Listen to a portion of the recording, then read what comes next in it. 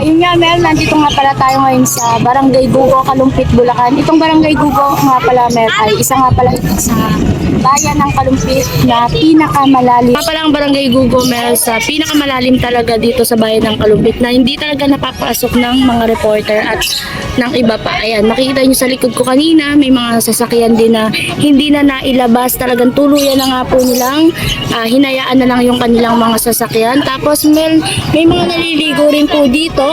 Kaya nakikita nyo lang po, naliligo po sila sa baha. Ayan nga Mel, ayan, di nila alintana talaga yung, syempre, leptospirosis Mel, di ba? Ayan, makikita nyo naman talagang enjoy na enjoy pa rin po sila sa paliligo nila sa baha. Ayan, kita nyo naman po yung kapaligiran dito sa bayan ng, sa bayan po ng Kalumpit or dito po sa Gugo, Kalumpit, Bulacan. Barangay Gugo, Kalumpit, Bulacan. Ayan po yung sitwasyon nila ngayon.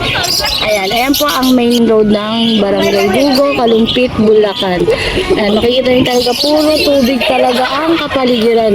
Mel, nakita natin yung sitwasyon talaga dito sa Barangay Gugo, Kalumpit, Bulacan. Talagang lubog na lubog na. Nakikita nyo naman may mga bangkaling dumadaan. Ayun lang Mel, nag-uulat, Kakudakers Vlog. Hi, Mer! Ay, nagpakamati ko lang kagabi, no? So, ay, namamatay ko nito. Bawal.